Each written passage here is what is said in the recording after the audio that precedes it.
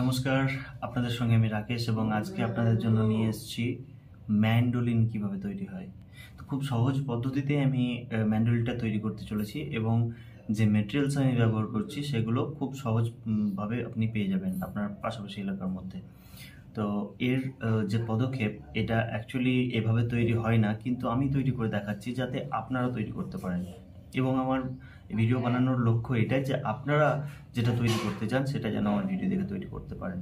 আর এই ভিডিওটি আমি বানিয়েছি দুটো পার্টে, কারণ একটা পার্টে বানালে অনেক লম্বা হয়ে যাবে। তাই আপনাদের বুঝতে সুবিধা এবং আমার কার্যক্রমের সুবিধার জন্য আমি এটাকে দু পার্টে বানিয়েছি। তো আর দেরি না করে চলুন দেখে নিই ম্যান্ডোলিন তৈরির প্রসেস।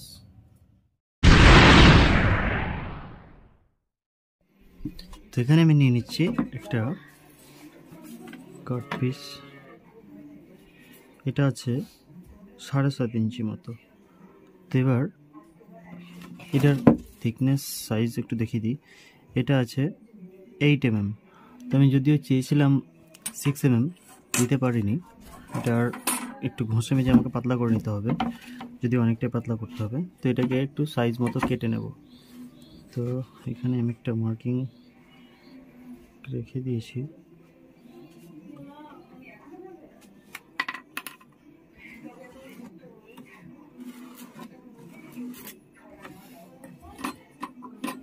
তো এটাকে কেটে নেব।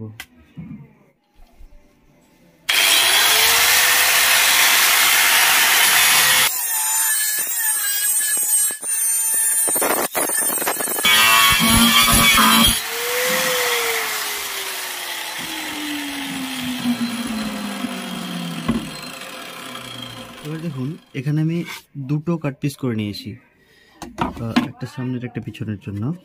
তো এবার এটাকে একটা শেপ, যে ডিজাইন, সেই ডিজাইনের শেপ আনার জন্য আমি এখানে একটা ছাঁচের ব্যবহার করছি। আমি এখানে পেপার নিয়ে নিচ্ছি। দেখুন এই পেপারটি দিয়ে আমি একটা যে কাঠের শেপ, যে ডিজাইনটা, সেটা আমি এখানে করে নেব। তো প্রথমে কাগজটিকে একটু মাপ মতো কেটে নেব, সাইজ মতো।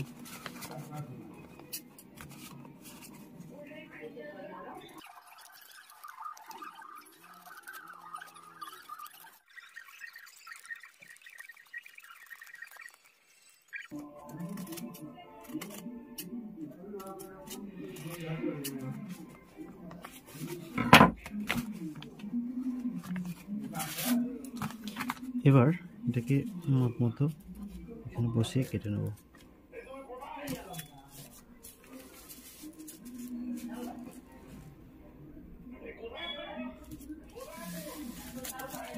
যদি একটু আমার ছাঁচের থেকে ছোট হয়ে যাচ্ছে, সেটা অ্যাডজাস্ট করে নিতে হবে।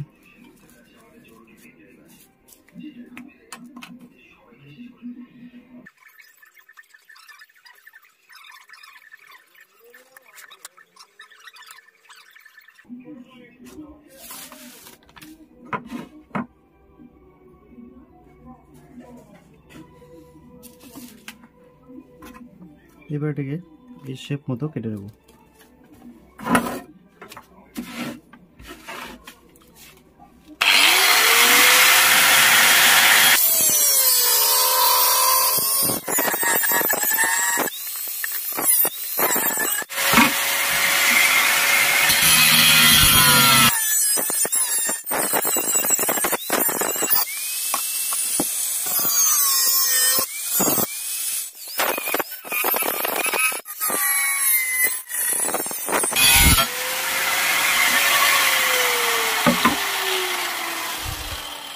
দেখতে পাচ্ছেন দুটো কাট পিস আমি একদম রেডি করে নিয়েছি। এবার এটাকে একসঙ্গে দুটোকে এইভাবে ধরে সমান করে ঘষে নেব।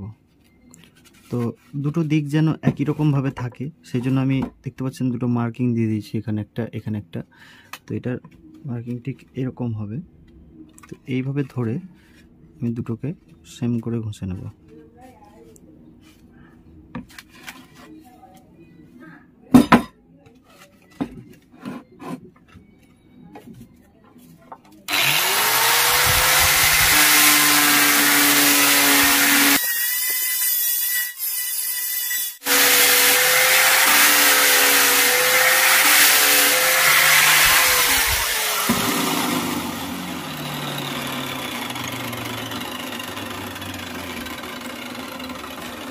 মোটামুটি আমার হয়ে গেছে। এবার এটাকে একটু, যে মাথাটা ছোট বড় আছে এটাকে কেটে নেব।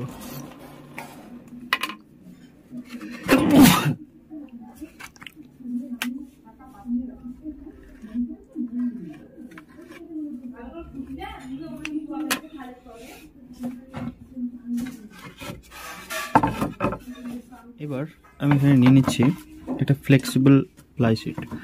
তো এটার আমি 1.5 ইঞ্চি সাইজ মতো কেটে নেব।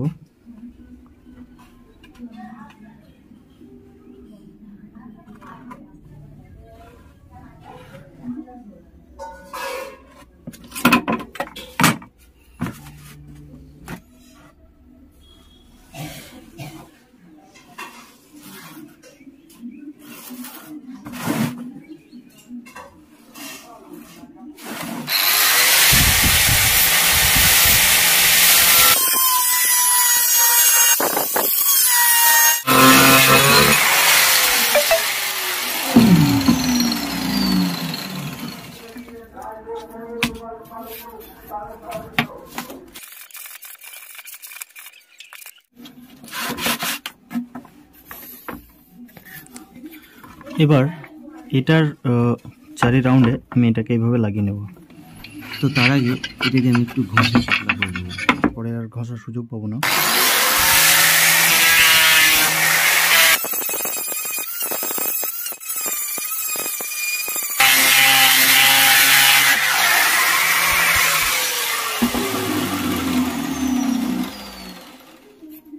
এবার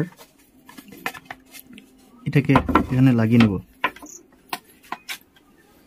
তো এর জন্য আমি একটা সুপার গ্লু, যেটা উড ফিল, এটা দেখতে পাচ্ছেন, এটা সুপার গ্লু যেটাকে বলে, এটা এখানে ব্যবহার করছি কারণ এখানে কাজটা আমাকে খুব দ্রুত করতে হবে।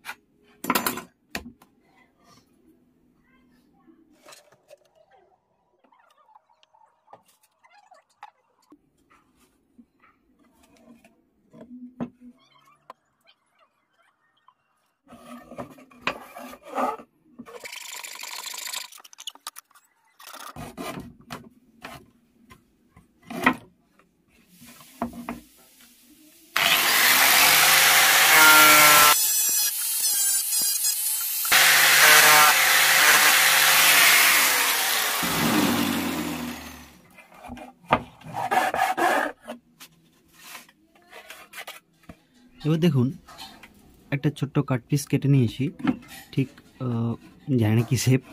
তো এটাকে এখানকার মাপ মতো কেটে নিয়েছি।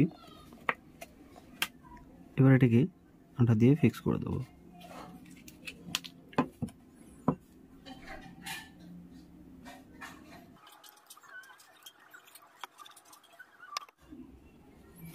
এবার এই যে রাফটুকু আমার বেরিয়ে আছে, এটাকে মাপ মতো কেটে নেব।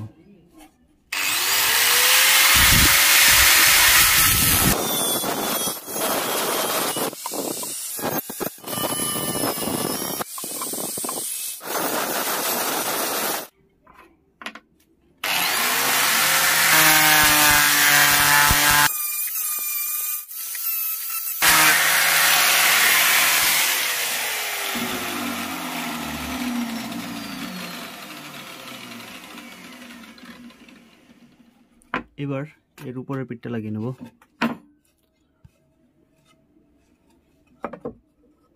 এর মধ্যে একটা মার্কিং করে নেব, যেটা সেন্টার করার জন্য দরকার। তো এখানে দেখতে পাচ্ছেন 18.1 mm।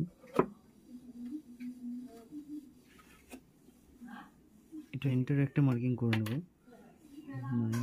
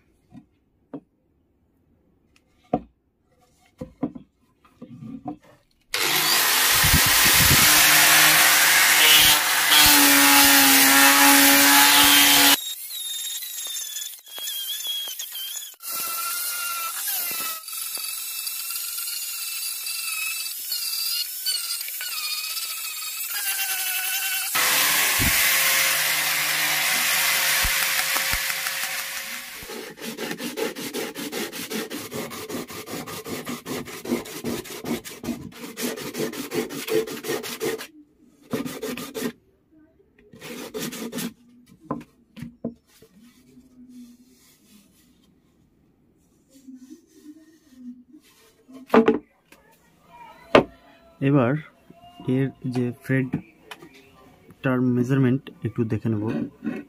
তো মেজারমেন্টের জন্য আমি একটা কাট পিস নিয়ে নিচ্ছি। এবার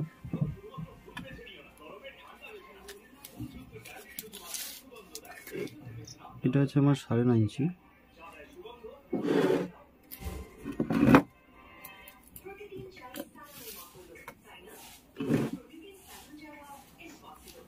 এখানে দাঁড়াচ্ছে 18, ওই 18.5 ইঞ্চি মতো। তো এখানে যে ফ্রেডের মাপটা আমি নিচ্ছি সেটা দেখতে পাচ্ছেন 8.5 ইঞ্চি। তো মাপটা কেটে নেব এবার। তো মাপটা, তো এখানে আছে আমার 5 সেন্টিমিটার। আমি 5.5 সেন্টিমিটার নিয়ে নেব। তো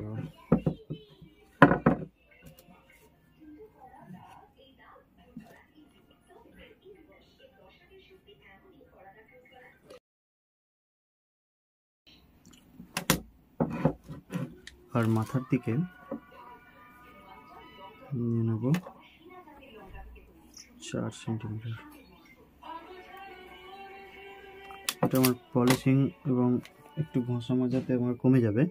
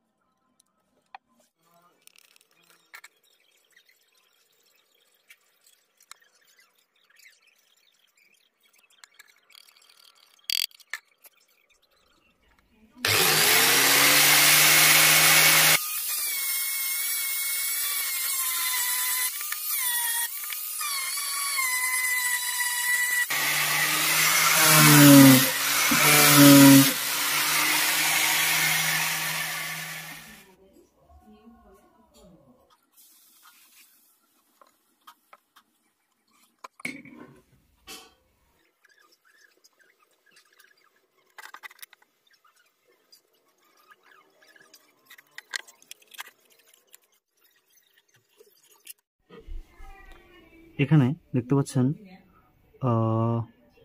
15, 16, 17 এখানে 17 mm এর দূরত্বে এই মিডল দাগটি রয়েছে এবং এখানে সেরকমই নিয়ে নেব।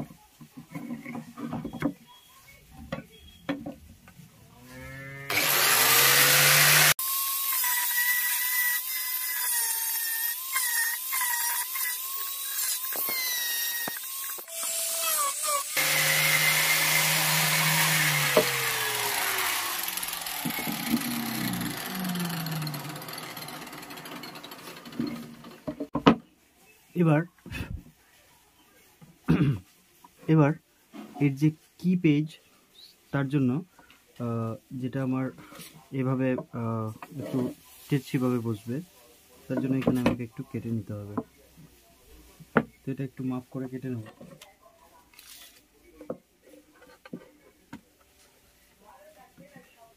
ইঞ্চি, তো 1 ইঞ্চি আমি নিয়ে নিচ্ছি যে ফিড কি পেজ যেটা হবে তার জন্য।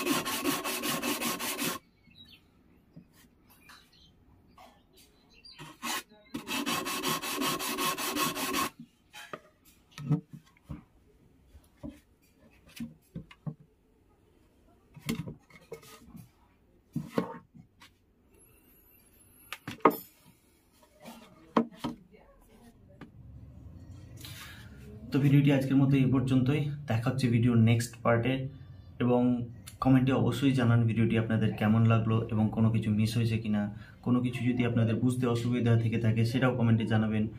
আর আমি চাই যে আপনারা আমার ভিডিও দেখে আপনারা ইনস্ট্রুমেন্ট তৈরি করুন, এবং যদি ভিডিওটি আপনাদের ভালো লেগে থাকে অবশ্যই একটা লাইক করবেন এবং সাবস্ক্রাইব করবেন, আর শেয়ার কমেন্ট অবশ্যই করবেন। তো ভিডিওটি আজকে এই পর্যন্তই, দেখা হচ্ছে নেক্সট পার্টে। ততক্ষণ পর্যন্ত টাটা।